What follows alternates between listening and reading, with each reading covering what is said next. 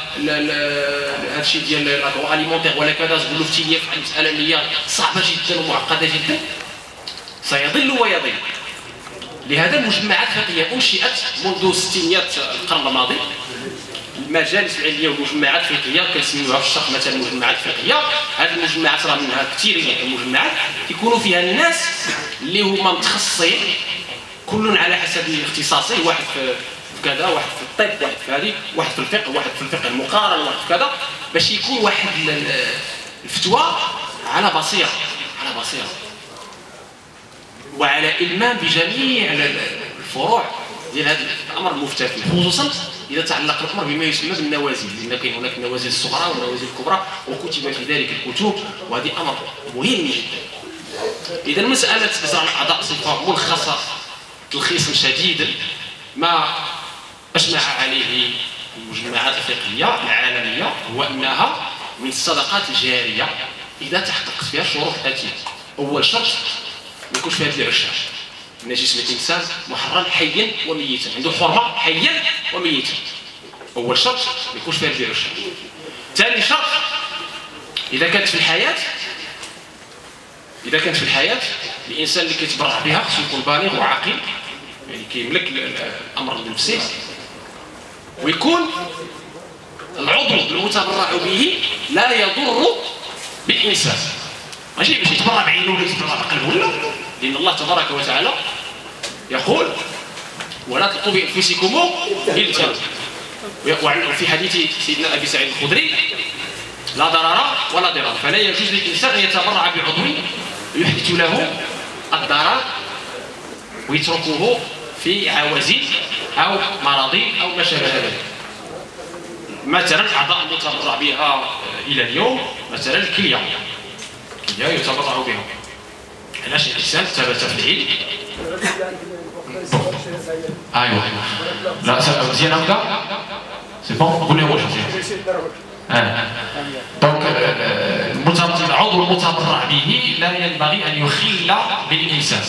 العلماء ديال الطب قالوا ان الانسان اذا تبرع بكليته فلا باس، بكليه لا باس، يقدر يعيش بكليه واحده، هذا امر واضح.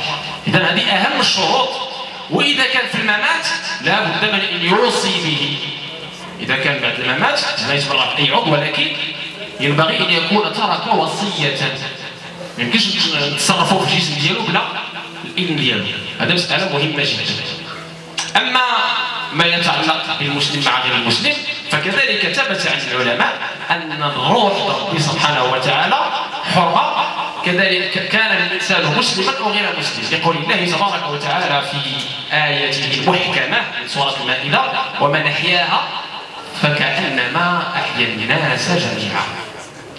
الضمير يعود على النفس البشريه، لم يقول نفس المسلمه، من قتل نفسا، لا ما قالكش من قتل نفس المسلمه، من قتل نفسا بريء مجهول، كيفما كانت هذه النفس البشريه له حرمتها وقداستها بغير نفس او فساد في الارض فكانما قتل الناس جميعا. ومن احياها بمعنى عاونها، يعني يسرع عريق او غريق او تبرع بعضو او كذا، فكانما احيا الناس جميعا. ولهذا سئل رسول الله صلى الله عليه وسلم في الخبر الصحيح عن الصدقه لغير المسلمين، فسكت رسول الله صلى الله عليه وسلم، ونزلت الآية من سورة البقرة ليس عليك هداهم ولكن الله يهدي من يشاء وما تنفقوا من خير فلأنفسكم وتنفقون إلا ابتغاء وجه الله. هذه آية عندنا فاصلة مانعة كتبين أنه الصدقة تجوز لغير المسلم. علاش؟ لأن ربي قال له ليس عليك هداهم، يعني ماشي أنت اللي غتهديهم، ربي هو اللي كيهدي.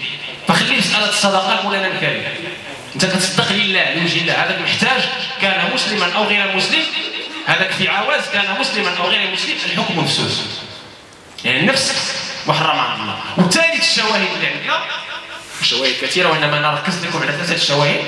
ثالث الشواهد اللي عندنا ان رسول الله صلى الله عليه وسلم ذات يوم كان جنازه غاديه والنبي صلى الله عليه وسلم وقف فقال له الصحابي هذاك يهودي، النبي صلى الله عليه وسلم وقف قالوا وذاك الصحابي ربما قال النبي صلى الله عليه وسلم ما عارفش، ربما ما عارفش وقف لنا الجنازه، وقف لها قال له رسول الله صلى الله عليه وسلم وسمعوها مزيان قال له أوليست نفسك؟ أوليست نفسك؟ سبحان الله نفس قال لها الرسول مش من نفس بشرية ربي خلقها الله تبارك وتعالى نعم عليها ولقد كرمنا بني آدم كامل ومن بعد يحسبوا مع الله ملي كيسال مسألة الإيمان والكفر لا إكراه فيه المسألة تربينا علينا البلاغ بالحكمة والموعظة الحسنة كما سبق. J'ai été questionné sur le don d'organes. Et pour ne pas compliquer la question, le questionnaire a demandé le don d'organes de musulmans vers non-musulmans ou de non-musulmans vers musulmans.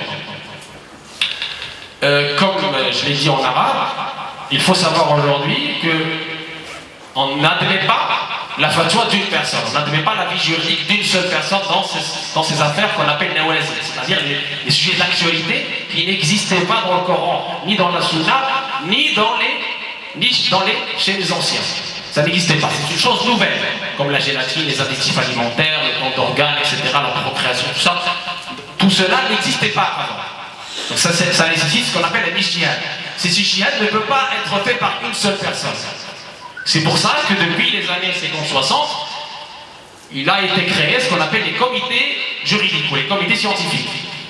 Il y en a aujourd'hui 6 ou 7 dans le monde et ils sont composés de spécialistes.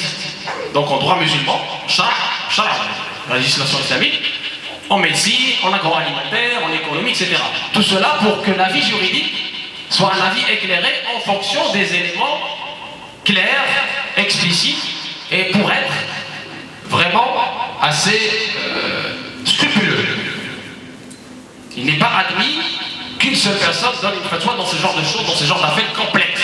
Il y a beaucoup de choses, beaucoup d'éléments qui rentrent en jeu.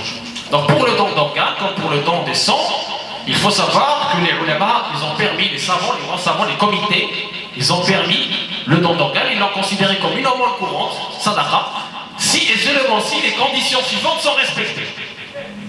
Première condition, en cas de vie, le don, qu'il soit en cas de vie ou en cas de mort, est conditionné par le fait qu'il soit volontaire et qu'il n'y a pas d'achat ou de vente du corps humain. Soit gratuit. La gratuité, puisque le corps humain est sacré, qu'il soit vivant ou mort. On ne peut pas faire du corps humain une marchandise. C'est interdit. Interdit par l'islam et interdit par toutes les lois internationales, heureusement. Le corps humain n'est pas une marchandise, il est sacré, qu'il soit mort ou vivant. Deuxième condition du don d'organes, lorsque la personne est vivante, il doit y avoir d'abord son consentement, il doit être capable de produire des décisions, c'est-à-dire pas un fou, pas un enfant, etc. Pubère, en possession de ses capacités donc, mentales et physiques. Et l'organe donné ne doit pas porter préjudice à la personne. On ne peut pas donner un œil ou un cœur, non. Quand on est en vie, on ne peut donner qu'un organe qui ne porte pas préjudice à l'être humain, parce qu'Allah dit dans le Coran, ne vous jetez pas dans le préjudice. Donc on ne doit pas porter préjudice à nous-mêmes en donnant aux autres. Non. Parmi les organes qu'on peut donner, c'est par exemple un rein, puisqu'il a été certifié de façon scientifique que le don d'un rein ne porte pas préjudice au donateur. Très important. Et dernière condition, et ça concerne le mort, il doit y avoir son consentement, c'est-à-dire un testament par exemple de son vivant. Voilà les grandes conditions pour que ce don d'organe soit considéré comme une aumône courante, une charité. Et quant à la question du don d'organes entre musulmans et non-musulmans, sachez que les savants ont dit que c'est autorisé puisque musulmans ou non-musulmans, il s'agit d'âme humaine. La preuve dans le Coran, c'est qu'Allah dit dans le Coran, celui qui porte atteinte, qui tue une âme humaine innocente, c'est comme s'il a tué l'humanité entière. Il a dit âme humaine, il n'a pas dit âme musulmane, âme non, non, il a dit l'âme humaine.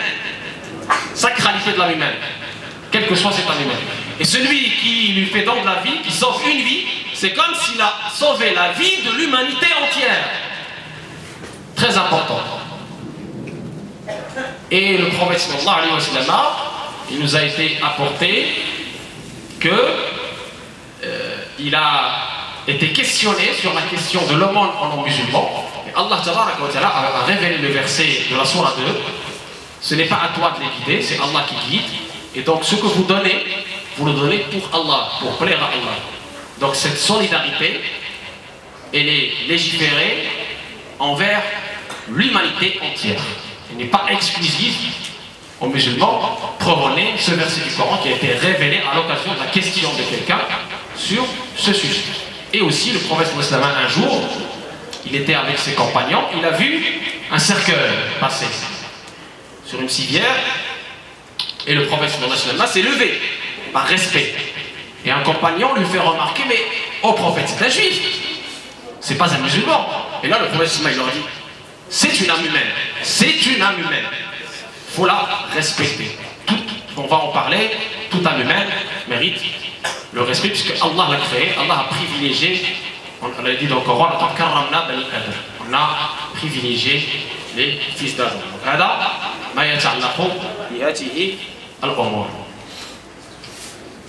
الإخوان لكي يجمعوا